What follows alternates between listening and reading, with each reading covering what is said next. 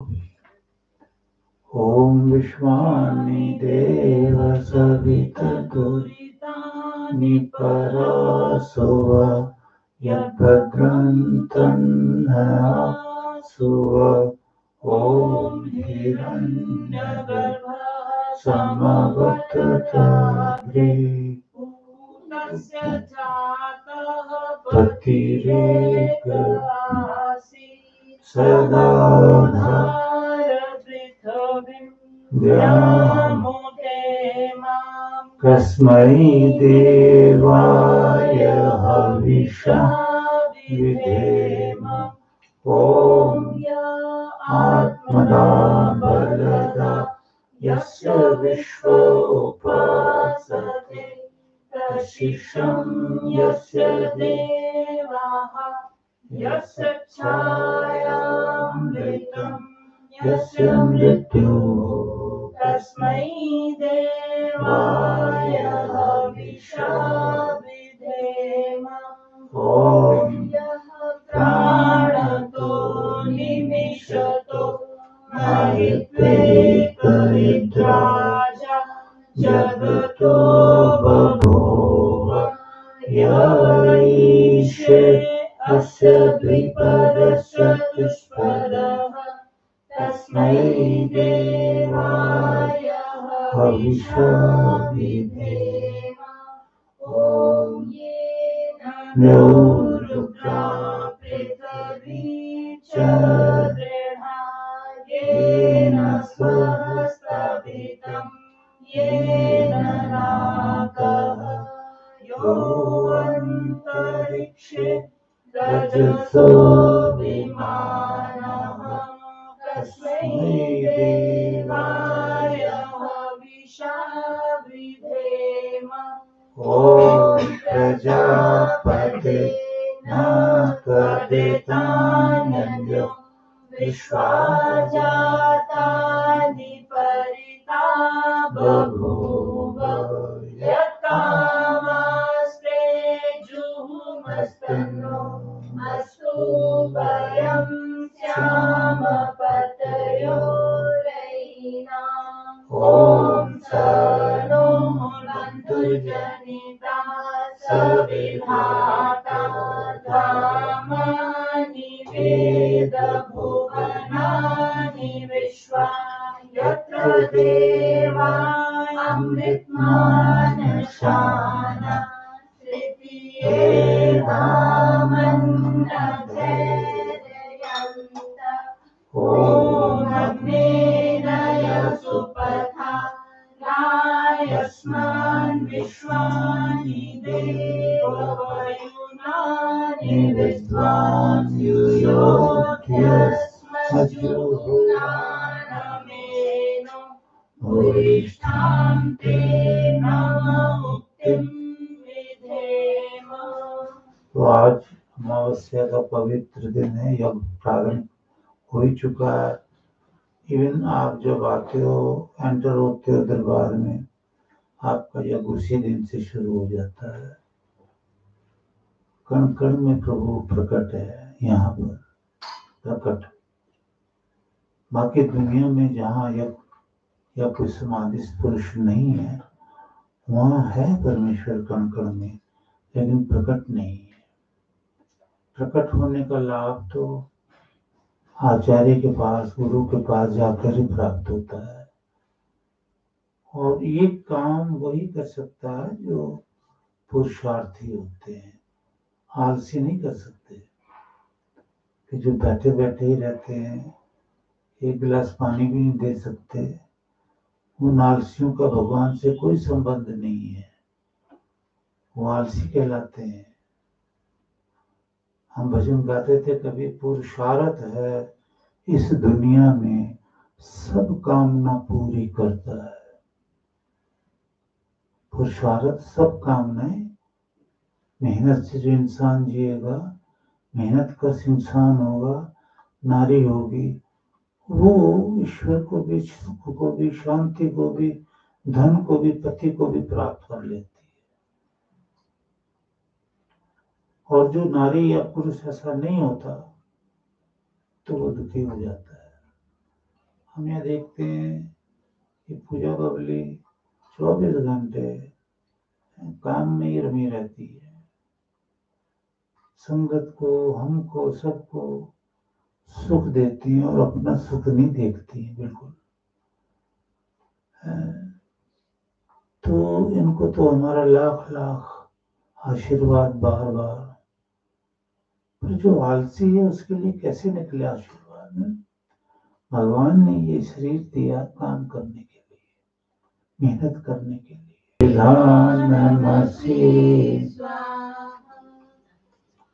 दूसरी है बड़ों की आज्ञा मानो, अगर ठीक आज्ञा है, गलत तो बिल्कुल नहीं मानो, ये वेद का वाक है। तो हमें खुशी है कि आत्मिक शांति जिसको दुनिया ढूंढती है वो मेहनत के कामों में है।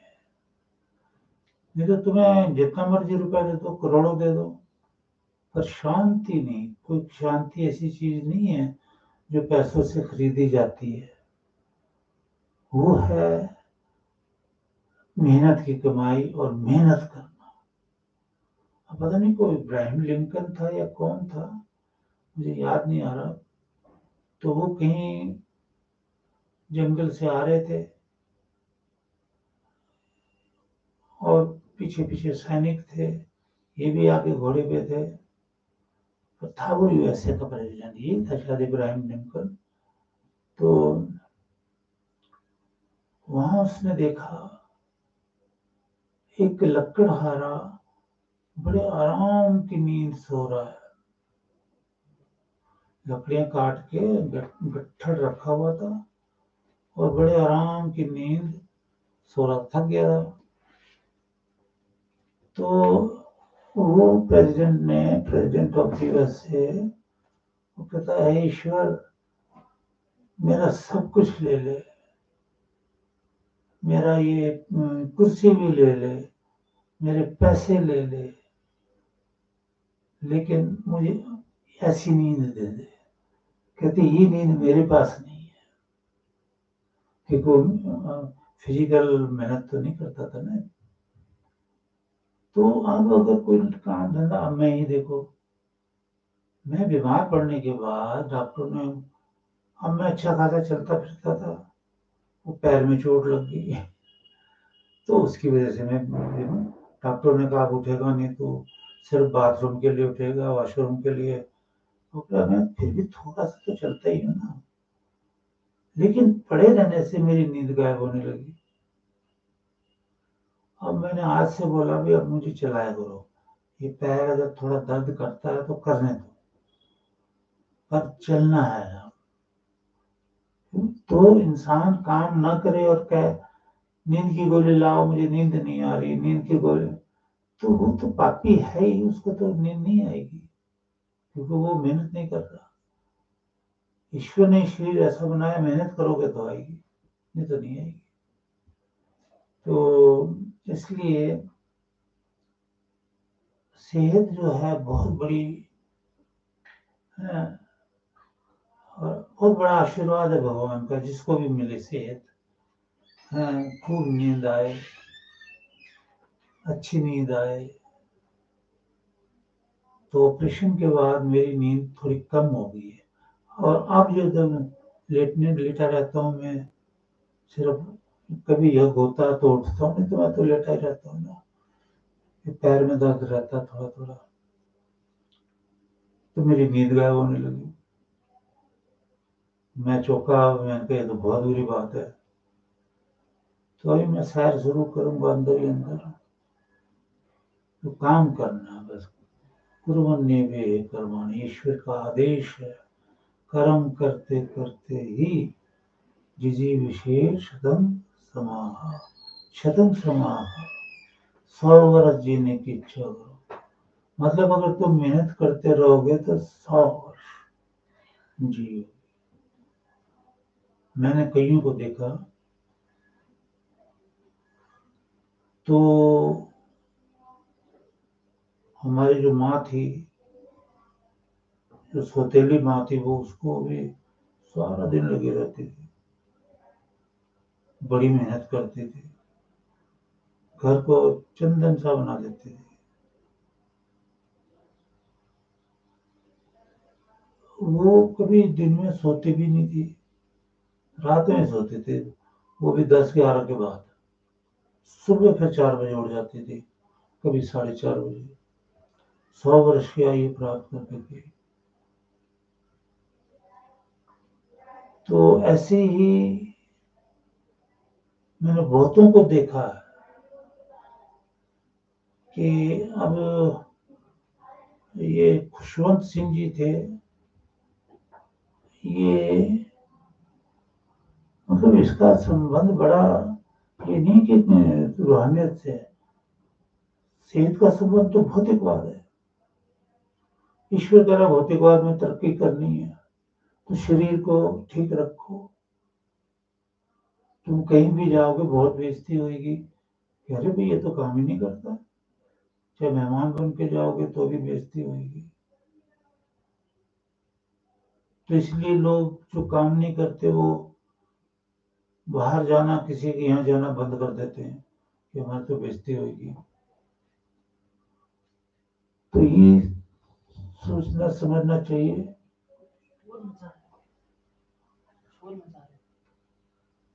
ऊपर तो नहीं है, कौन है? अच्छा, तो जब आप मेहनत में लगे रहोगे तो देखो वेद क्या कहता है, कुर्वन्नेवेह कर्माणि यज्ञ विशेषतम समाह एवं त्वयि नान्यथु ते अस्ति, है ना, न अन्यथा अस्ति। इसके अलावा और कोई रास्ता नहीं है। अन्यथा माना और कोई रास्ता नहीं है। किस चीज का? न कर्म लिप्यते नरे, कि बुरे कर्म में अगर आपने बचना है, बुरे कर्म में लिप्त न होने का केवल एक ही रास्ता है, कुर्वन्नेवेह कर्माणि, शुभ कर्म करो। यदि शुभ कर्म करोगे तो बुरे कर्म में नहीं फंसोगे। अगर आप शुभ कर्म नहीं करते तो अशुभ में तो फंसे ही रहोगे। सारा दिन पाप, सारा दिन पाप, पापी शक्ल, पापी सेहत, पापी सब कुछ पापी। इसलिए भगवान ने कर्म कांड में ये कई मंत्र दिए हैं कि कर्म करो, कर्मम करो, कर्म करो। तो बहुत मंत्र दिए हैं ऐसे। अगला मंत्र बोलो। स्वाहा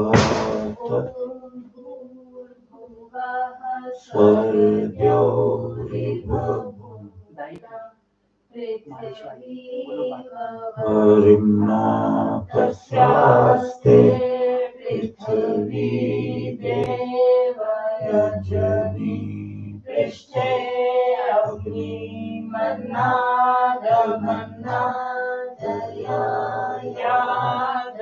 देखो, और कोई भी काम छोटा नहीं होता, ये हमने कई जगह से सीखा।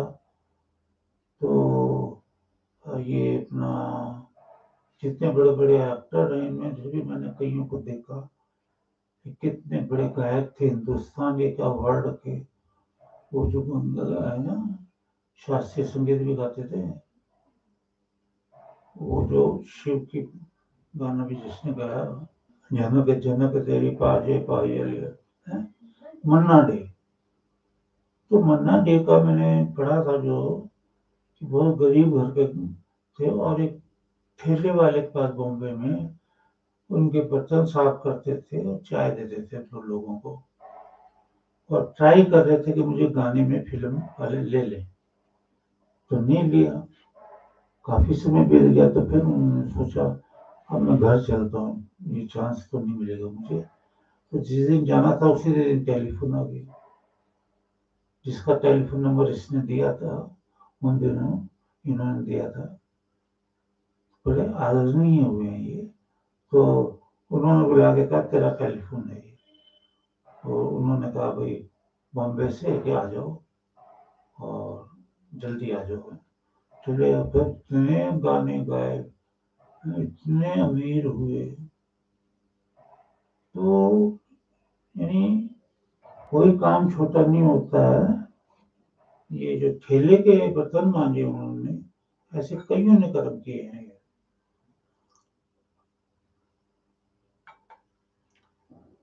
कई सड़क के किनारे सो के समय काटा है और बड़े आदमी बने। हाँ, कई अमीर भी गए वहां बहुत, उन्होंने ऐसा नहीं किया। तो मेहनत जो है जब रंग लाती है तो खुशियां भर देती है, आपका हर कार्य पूरा होने लगता है। अगला मंत्र बोलो।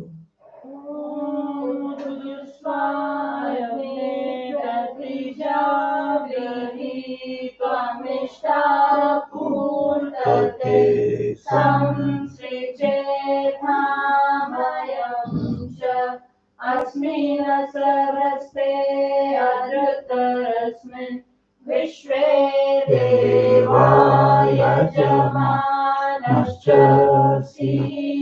अब देखो, जो कर्म नहीं करता वो हवन नहीं कर सकता। कोशिश कर ले, नहीं कर पाएगा, क्योंकि उसको आदत ही नहीं कर्म करने की। सुबह उठना पड़ता है हवन के लिए, और ये जो हवन कुंड लेके आना एक कर्म ही तो है। उसको स्थित करना, फिर आसन लगाना, फिर पानी भर के कटोरियों में रखना, और पानी के गिलास में भी रखना, घी रखना, सामग्री रखना। ये कर्म कौन करेगा? जो पुरुषार्थी होगा, मेहनती, और वही हवन करेगा। बाकी तो बैठे रहेंगे, हमें नहीं जरूरत जी। तो लोगों ने वेदों से मुख मोड़ा 2-2.5 हजार साल पहले, क्योंकि वो आलसी हो गए थे, बैठे बैठे बस बैठे बैठे सब कुछ मिल जाए। तो वो हवन कुंड नहीं ला सकते थे, वो घी नहीं ला सकते थे। उनके अंदर ये भी भावना डाल दी गलत आदमियों ने कि तेरा घी खत्म होगा, तेरा आटा खत्म होगा, तेरा ये खत्म होगा, ये आग में जला रहा है तो क्यों ऐसा काम करता है। ये नहीं कि भगवान ने कहा कि ये बने का व्यापार है, तुम यज्ञ में 10 रुपए खर्च करोगे, मैं 1000 रुपए तुम्हें वापस कर दूंगा। ये किसी ने वेद मंत्र पढ़े ही नहीं है। और तुम यज्ञ छोड़ोगे, मैं भी तुम्हें दुख देने के लिए छोड़ दूंगा। तो दुखी इंसान रोता रहता है, बैठा रहता है, चिल्लाता रहता है, लड़ता रहता है। तो कर्मकांडी इंसान सदा सुख रहता है, सुखी रहता है। मैंने मायापुर में बहुत ऐसा समय गुजारा, पर मैं सुखी रहा। रोते वही रहे, आज भी रो रहे हैं, क्योंकि मैं तो मेहनती था, वो तो कुछ करते, उनके बिस्तर भी मैं लगाता था।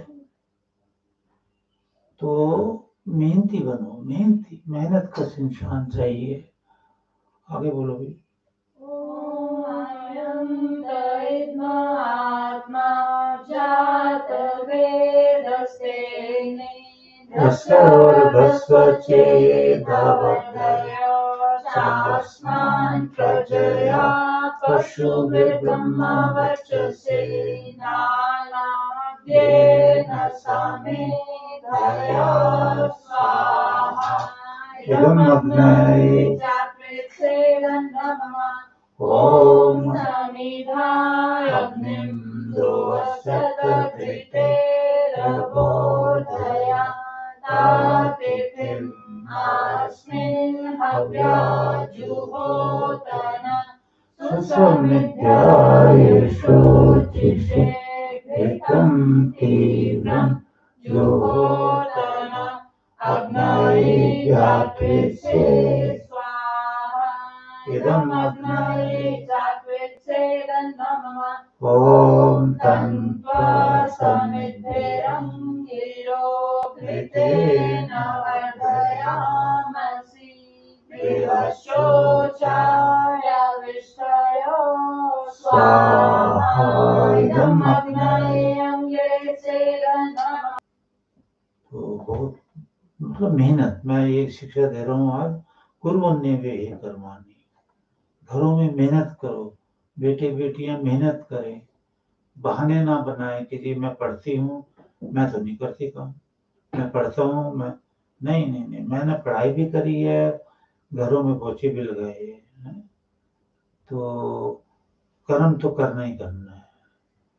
अगला मंत्र बोलो।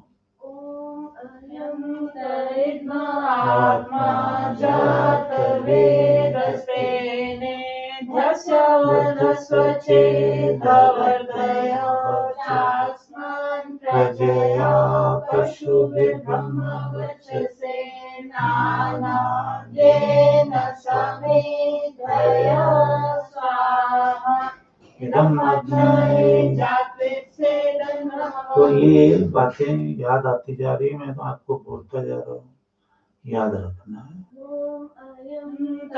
महात्मा जातवेदसेने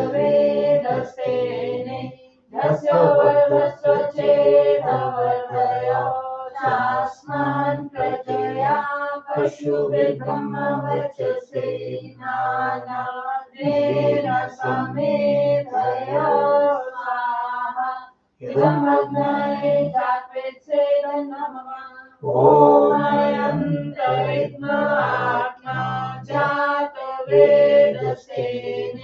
यस्य वरस्वचेदवर्धयो चास्मान् प्रजया पशुभिर्ब्रह्मवचसे नानाद्येन समेधया स्वाहा इदम् अग्नये जात्वेत्सेदन् ॐ अयन्तरित्मात्मा जातवेदसेने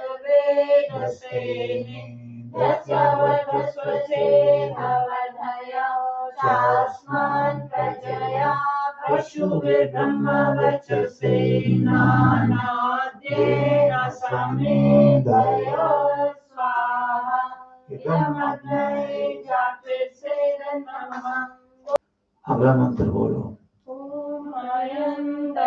महात्मा जातवेदसेने यस्य वरस्वचेदवर्धयो चास्मान् प्रजया पशुभिर्ब्रह्मवचसे नानाद्येन समेधया स्वाहा इदम् अग्नये जात्वेत्सेदन् ॐ अदिते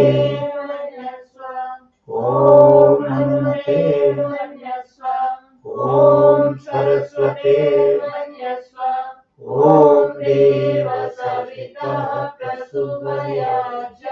प्रसूवयजपतिं भगाय दिव्यो गन्धर्वः केतपुकेतं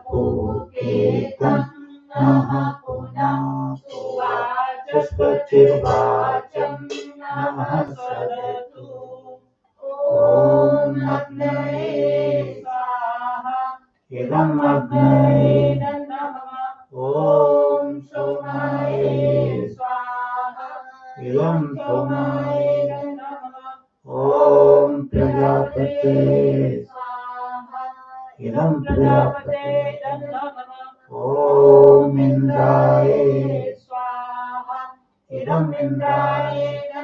ये आहुतियां ईश्वर के लिए है। पहला क्या है? ओम अग्नि। अग्नि ईश्वर को कहते हैं, आप सब जानते हैं, है ना।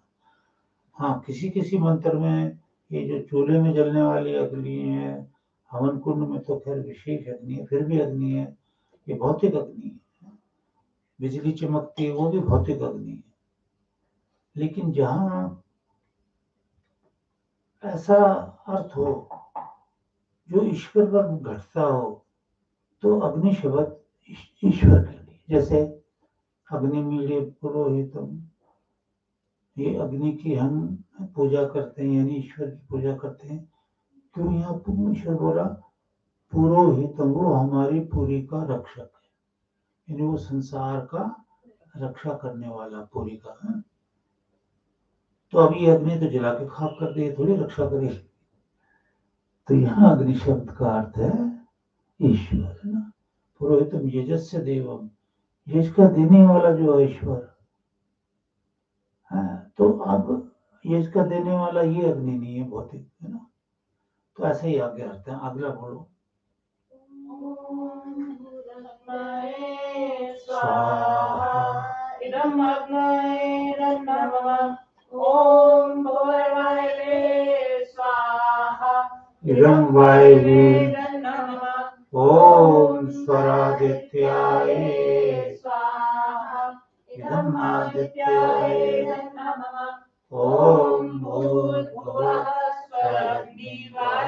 बाधितेभ्यः स्वाहा इदमग्निवायुबाधितेभ्यः इदं नमः ॐ यदस्य कर्मणोऽत्यरीरिचं यद्वान्यूनमिहाकरम् अग्निश्च सृष्टितः विद्यात् सर्वं सृष्टं सुहृतं करोतु मे अग्नये सृष्टकृते सुहृतहुते सर्वप्रायश्चित्ता हुतीनां कामानां समर्पयत्यै सर्वान्नः कामान् समर्पय स्वाहा इदम् अग्नये सृष्टकृते नमः ॐ स्वाहा इदं प्रजापते नमः सूर्यो ज्योतिर्ज्योतिः सूर्यः स्वाहा ॐ सूर्यो वचो ज्योतिर्वचः स्वाहा ॐ ज्योतिः सूर्यः सूर्यो ज्योतिः स्वाहा ॐ सजुरेवेन सवित्रा सजुषसेन्द्रवत्या जुषाणः सूर्यो वेतु स्वाहा। तो मैं बार बार इसलिए बोलता रहता हूँ, जीव को संशय नहीं रहना चाहिए ना।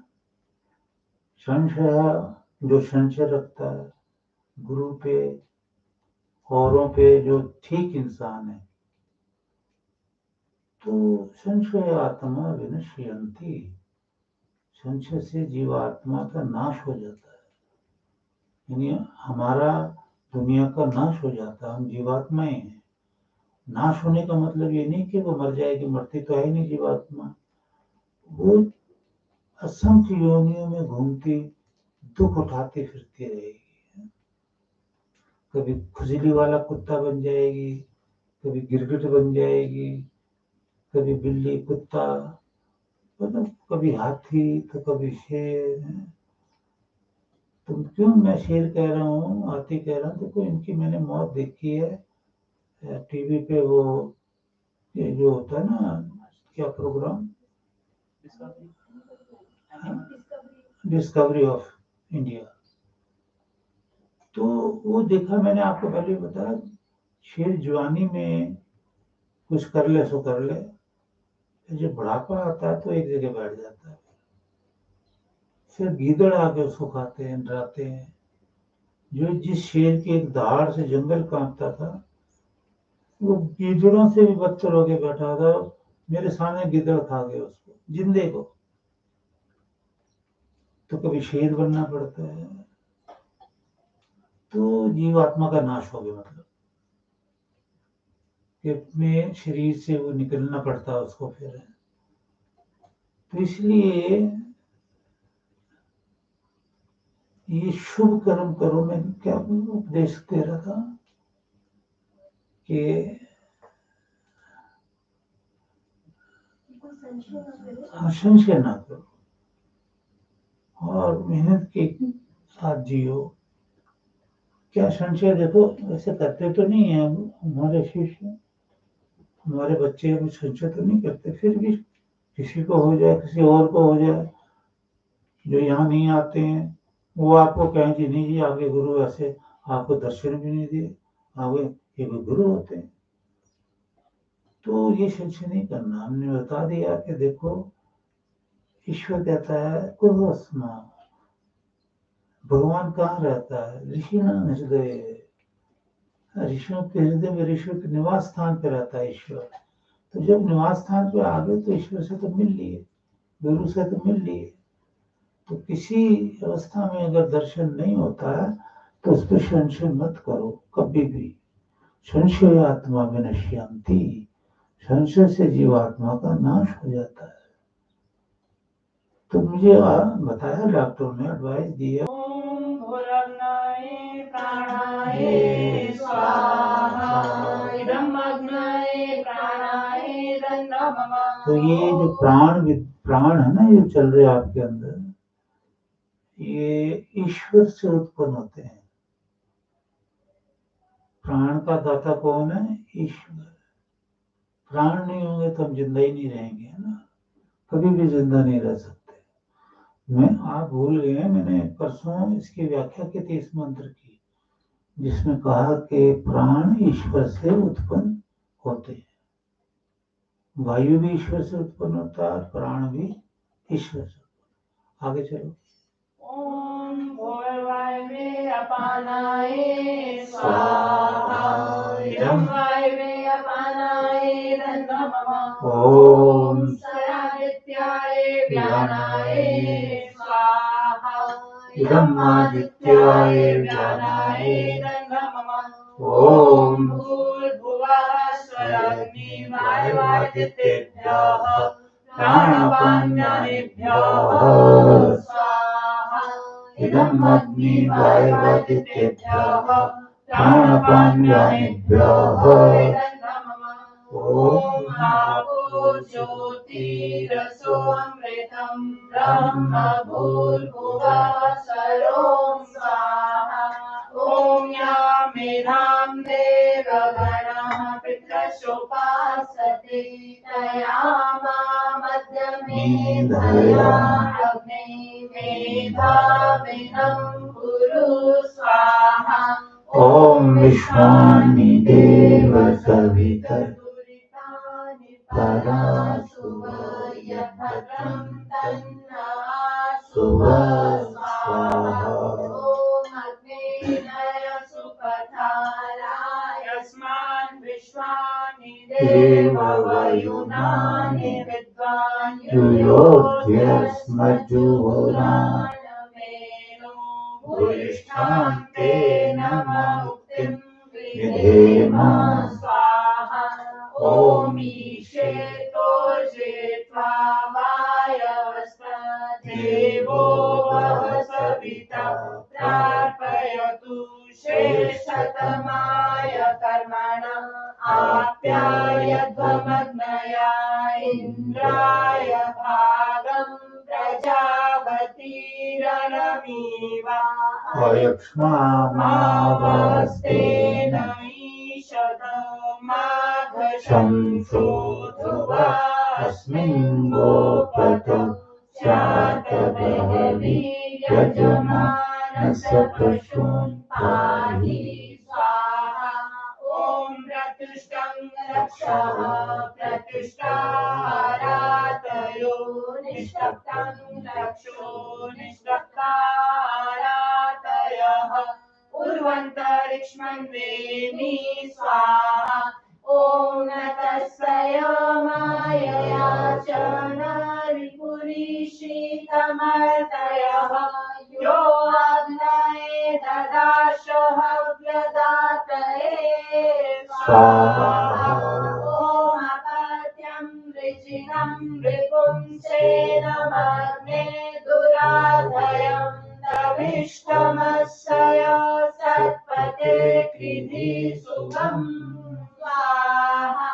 ओम सृष्टयग्नेन वत्सय नेस्तोमस्य वीरविष्पते निमायिनस्तपसा रक्षसो दधा स्वाहा। ओम यत इन्द्रभयामहे ततो नो अभयं कृधि मघवन् शब्दी तव तन्न ऊतये विद्विषो विविधो जहि स्वाहा। ओम तदा मर्तमराधसं तदा शुम्भमिव स्फुरत् तदा नः शुश्रुवद्गिर इन्द्रो अङ्गः स्वाहा। ओम त्वं निशूरः सनिता चोदयो मनुषो रथं सभावां दस्युमृतमोषः पात्रं न शोचिषा स्वाहा। ओम अद्याद्याश्वः श्व इन्द्रता स्वपरेक्षणः विश्वाचरो चरित्रीं सत्पते दिवानक्तं च रक्षिषः ॐ मन्त्राणि स्थाले मधुबिन्वमाना गुदाः पात्राणि सुदुघानधेनुः शेनस्या पत्रं न प्रीह शचिभिरा सन्धीनाभिरुदरं नमाता स्वाहा ॐ त्र्यम्बकं यजामहे सुगन्धिं पुष्टिवर्धनम् उर्वारुकमिव बन्धनान् मृत्योर्मुक्षीयमामृतात् त्र्यम्बकं यजामहे सुगन्धिं प्रतिवेदनम् उर्वारुकमिव बन्धनात् मृत्योर्मुक्षीयमामृताः ॐ त्रयायुषं जमदग्नेः कश्यपस्य त्रयायुषं यज्देवेषु त्रयायुषं तन्नो अस्तु त्रयायुषम् ओमितास्ते अग्ने समिद्धः स्वामिद्धः समिद्धव आयुः अस्मासु देहि अमृतत्वम् आचार्याय अथर्ववेद में मेडिकल साइंस है ना, कितना अच्छा कहा भगवान ने। ते दर्शनाम, तेरी जो है ते वीते मुंचामी, तो तेरे हम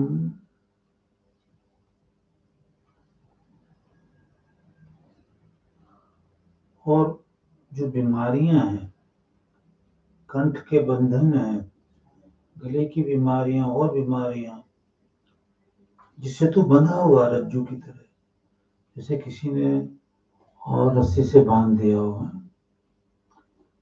मुंचामी, मुक्त करता हूँ तुझे, इस रोग से मुक्त करता हूँ, इन अनेक रोगों से मुक्त करता हूँ।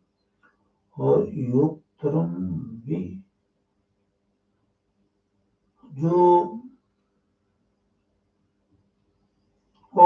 भी बंधन आया है तेरे ऊपर रोगों का, उससे भी मैं मुंचामी बोलते मुक्त करता हूँ। ये रोग तेरे चले जाएंगे और चले जाएंगे। और नियोजनम भी, और जो बंधन है उसको भी अलग करता हूँ। और इस तरह तू यह इस लोक में अजस्त्र मृत्यु से भी यदि मैं पार हो जाता है। कैसे? मतलब ये है कि भी मेडिकल ऑफिसर सबसे बड़ा तो भगवान ही है, उससे नेक्स्ट गॉड जो है ये डॉक्टर लोग हैं जो सबकी रक्षा करते हैं और ईश्वर की आज्ञा से करते हैं। कई डॉक्टरों को तो पता ही नहीं है कि आप लोगों को भगवान ने भेजा है कि बंदों की सेवा करो। तो खैर ये तो ज्ञान वेदों में कहा ना कि भाई मैंने इन डॉक्टर्स को भेजा है तुम्हारे, हाँ इनसे कुछ नहीं होगा तो तुम मेरी शरण में आओ, मैं तुम्हें ठीक करूंगा। तो वो शरण में जाने का तरीका ये है कि हम जब यज्ञ करते हैं ना, तो यज्ञ से सारे रोगों का नाश होता है। अब यज्ञ ही नहीं करेंगे तो कैसे होगा? और भी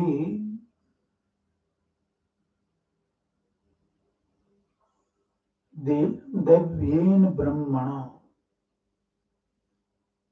दैव्येन में ना देव के द्वारा, और ब्रह्मणा में ना ब्रह्म ज्ञान, हम देव के द्वारा, विद्वानों के द्वारा जो ब्रह्म ज्ञान प्राप्त करते हैं,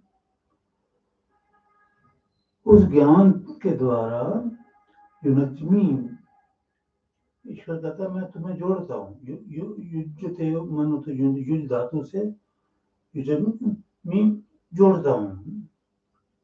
अब ईश्वर ने तो पैदा किया है कि वेद से जुड़ जाना, पैदा होते ही नहीं, जबकि तुम गर्भ अवस्था में आओगे तो उस वक्त भी संस्कार होता है,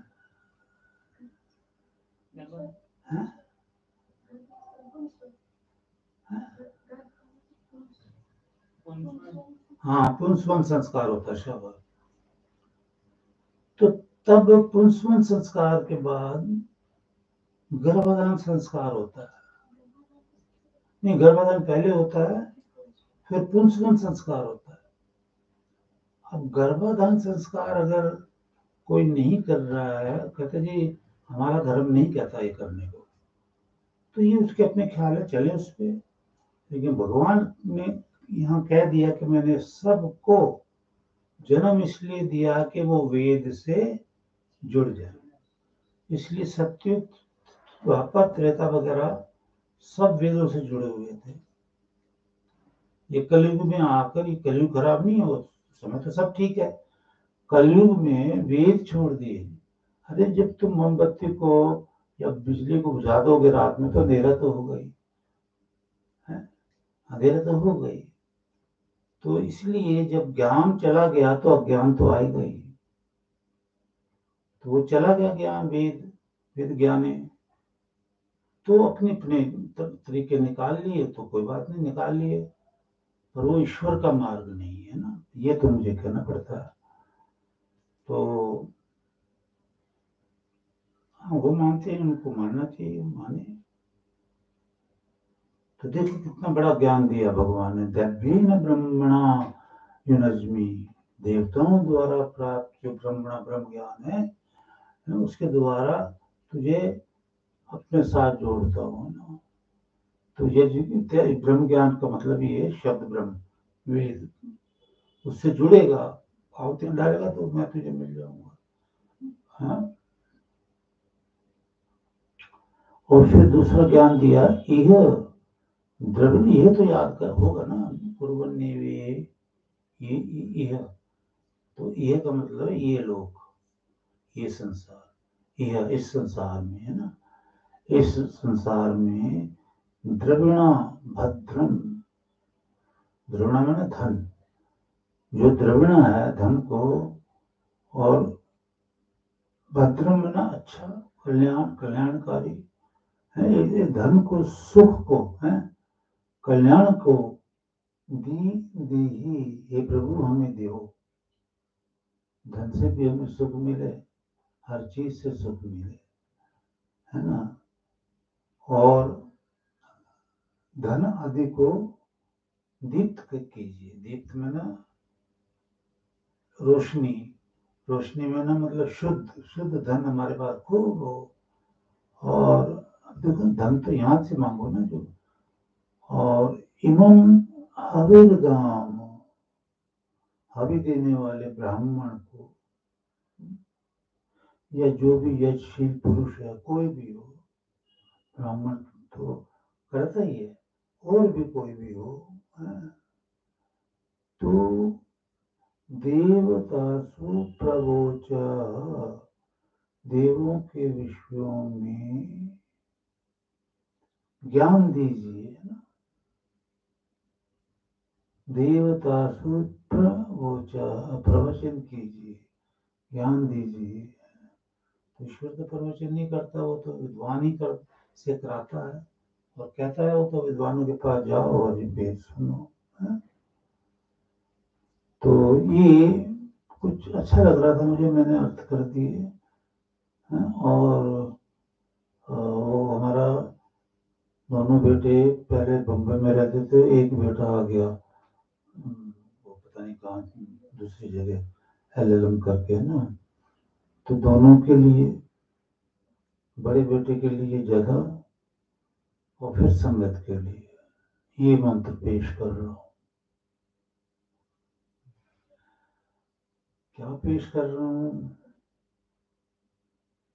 वो सब हे परमेश्वर तो सबको बसाने वाला है। यह मरता जो मरण धर्मा मनुष्य है, यानी एक दिन जाना ही पड़ता है। तो हे परमेश्वर तू जो है सबको बसाने वाला है, तो यह मरता जो मरण धर्मा मनुष्य है तो दूर हो। वाह,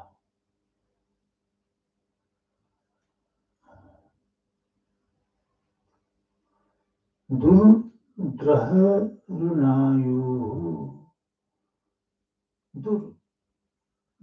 बहुत बुरी तरह से, बहुत ही ज्यादा बुरी तरह से, अच्छी तरह से नहीं, कमाल के बुरी तरह से।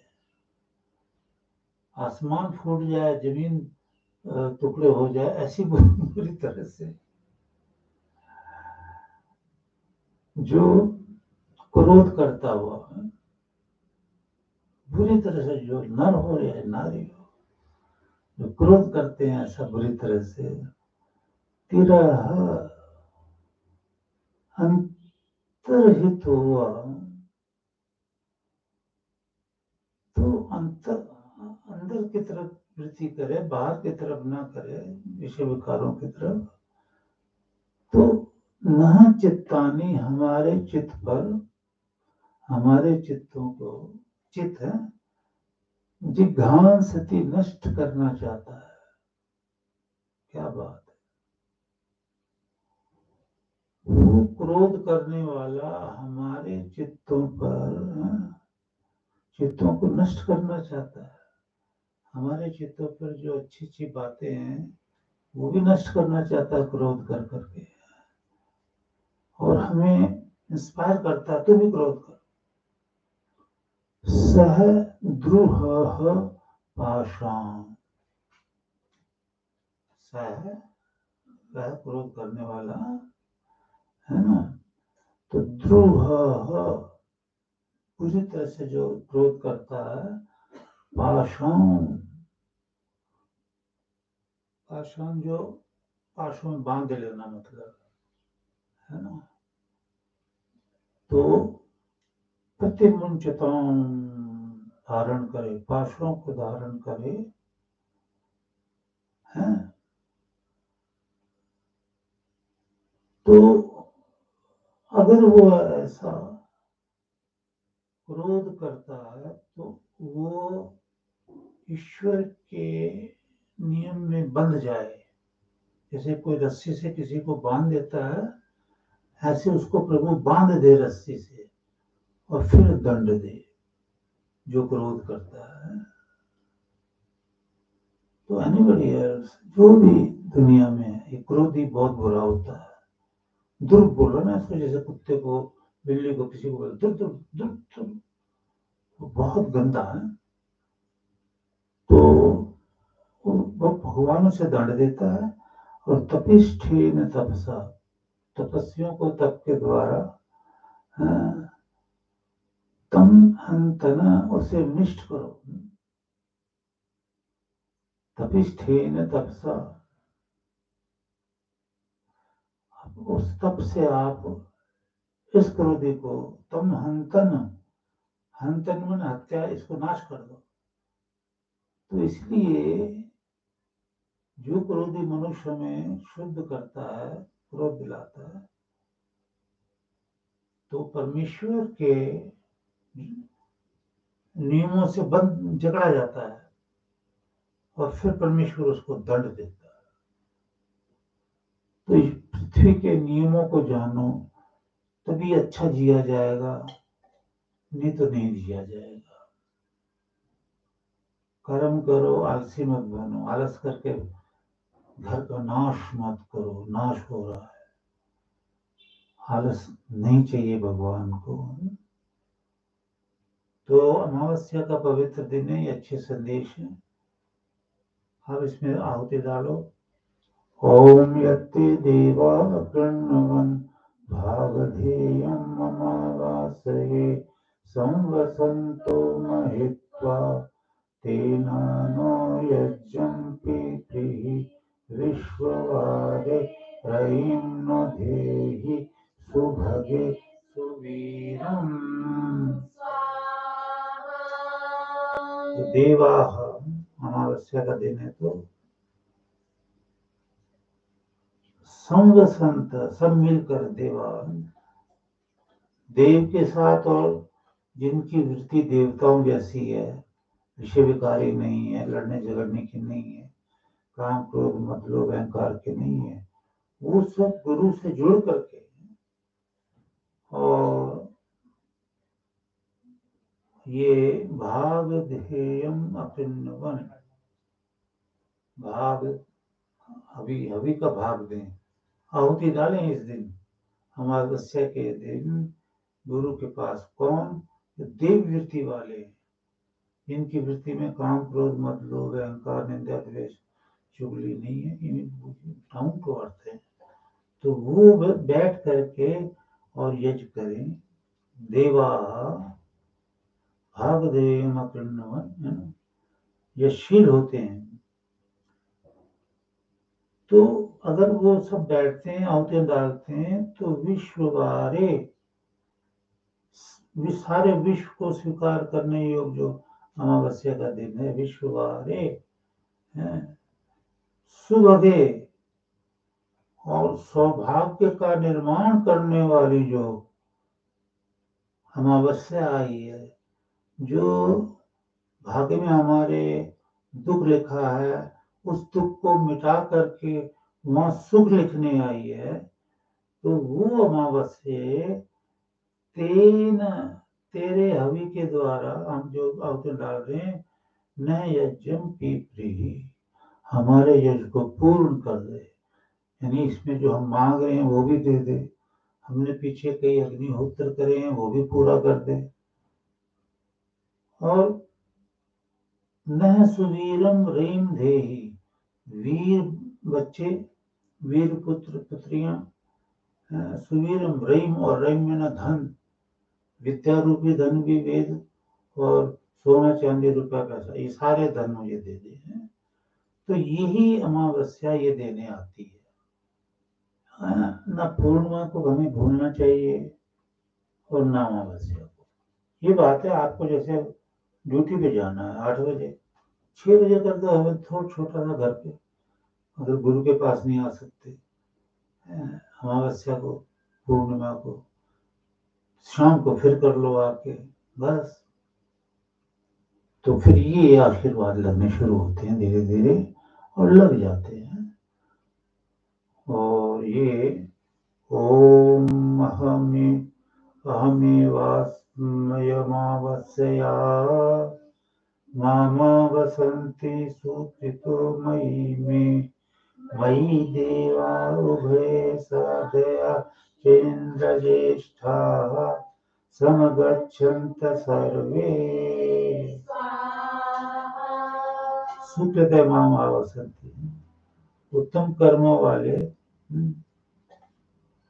जो देवी देवता मेरे में वास करते हैं। उत्तम कर्मों यानी कर्म तो करना है, आलसी तो होना नहीं है, पर कर्म भी अच्छे करने हैं। सुकर्म का ना, सुकृत, अच्छे कर्म करने वाले, और बैठे फिर हवन करें। ओम आगन रात्रि संगमनी वसुना ऊर्जं पुष्टं वस्वावेशयन्ति, अमावास्यया यै हविषा विधेमोर्जं दुहान पयसानागम्। ओम स्वाहा तत्सवितुर्वरेण्यं भर्गो देवस्य धीमहि धियो यो नः प्रचोदयात्। स्वाहा। ओम भूर्भुवः स्वाहा तत्सवितुर्वरेण्यं भर्गो देवस्य धीमहि धियो यो नः प्रचोदयात्।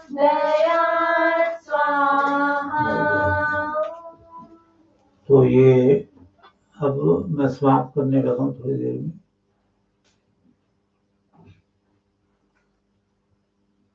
तो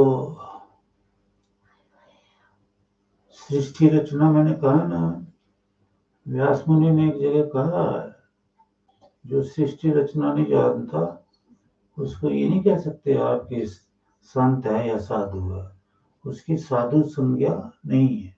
वर्डिंग ये है, उसकी साधु संज्ञा नहीं है, अर्थात उसको साधु संत नहीं कहा जा सकता। तो ये सृष्टि रचना आप सुन रहे हैं, कई बार मैंने सुनाया है आपको, और सृष्टि रचना के बारे में पूरा ज्ञान दिया है। 129 सूक्त 10वां मंडल ऋग्वेद, ये आप यजुर्वेद सुन रहे हो।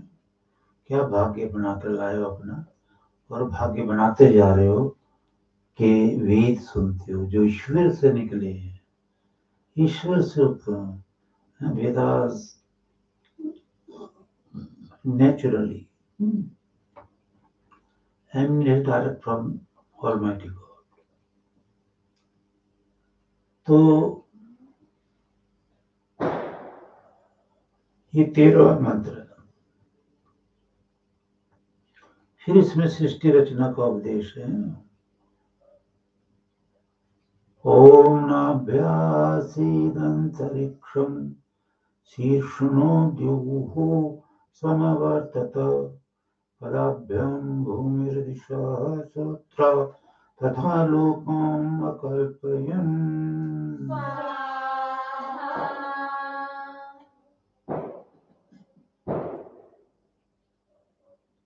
तो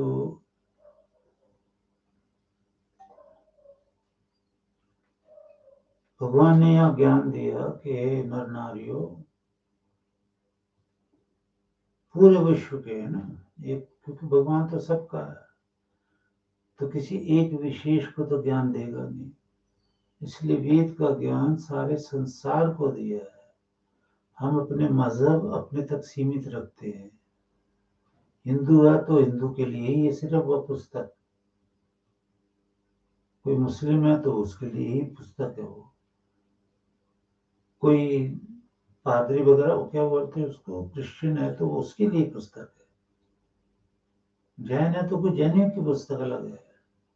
सबकी अपनी अपनी अपनी अपनी उस एक लिमिट में जो मनुष्य हैं, तो लेकिन ईश्वर का ज्ञान तो लिमिट में रहने वाले मनुष्यों के लिए, नर नारियों के लिए नहीं, वो सब के लिए।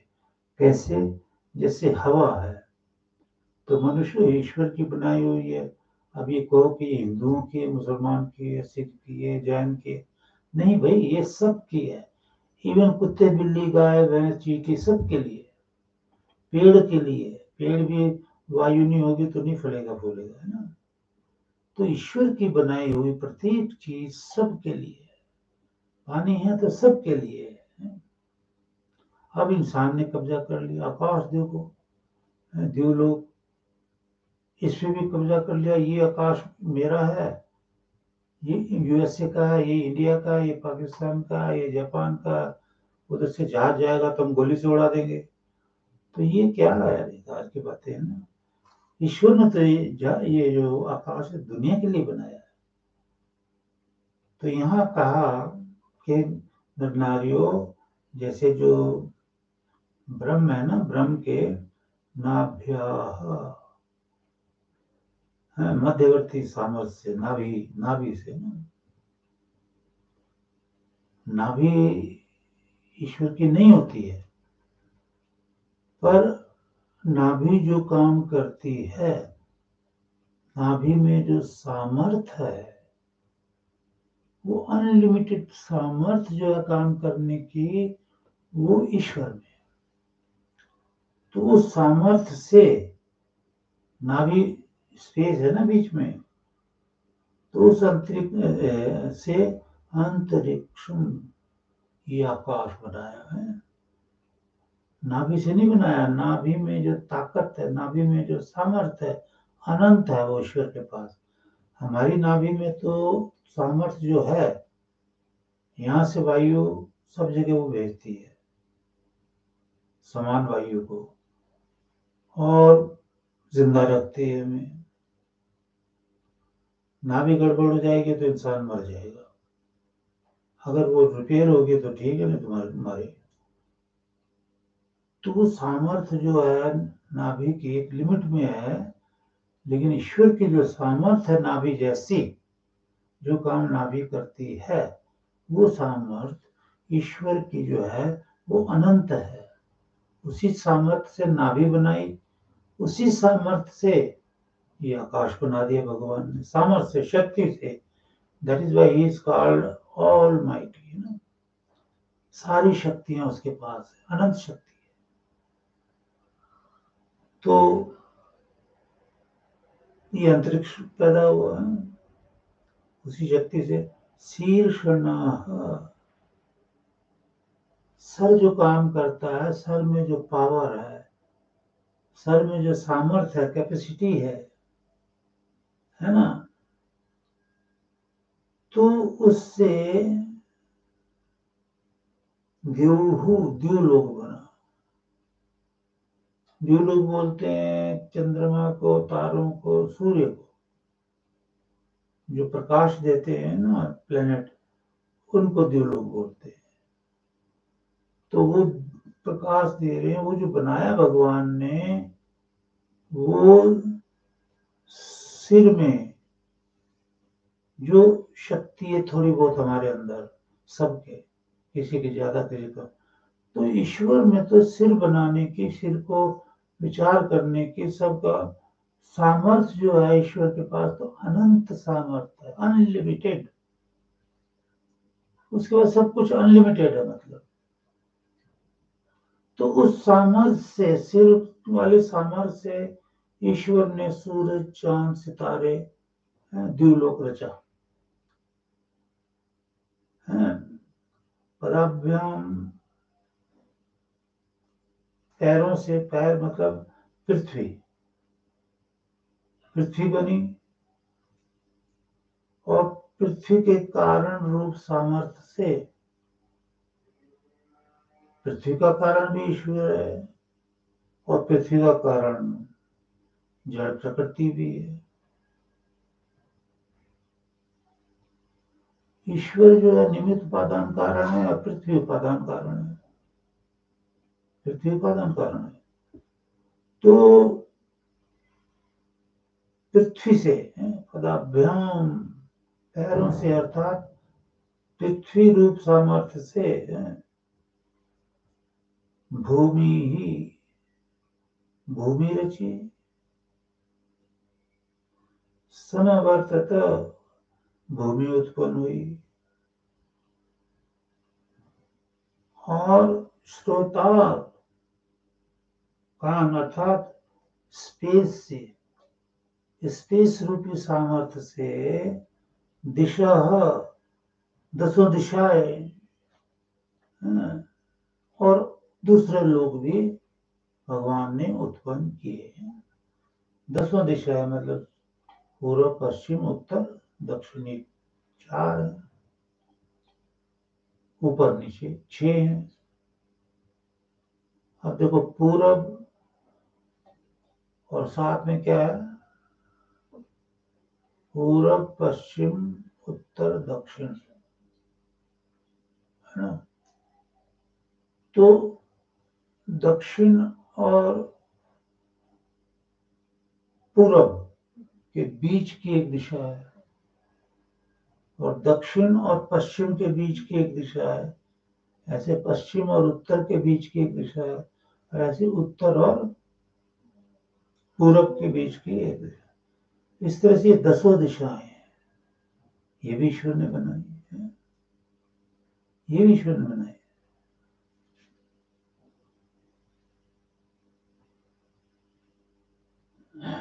तो ये पृथ्वी रचना आपने सुन ली, फिर सुनाता रहूंगा। व्यास मुनि की बात याद रखना, कोई साधु नहीं, कोई संत नहीं, अगर वो सृष्टि रचना ना सुने हुए हो और ना जाने, थोड़ी बहुत तो जाने ना, तो अगले जन्म में जान लोगे। आज इधर थोड़ी बहुत भी नहीं सुनी, न जानी, तो अगला जन्म कहाँ से मिल जाएगा मनुष्य का, है ना। बोलो सच्चिदानंद घन भगवान भगवान की जय। बोलो मेरे शक्ति श्री योगेश्वर महाराज की जय। ओम सर्वं वै पूर्णं स्वाहा। ओम सर्वं वै पूर्णं स्वाहा। ओम सर्वं वै पूर्णं स्वाहा। तो ये यज्ञ का पुण्य आपको सबको बराबर रूप से प्राप्त हुआ।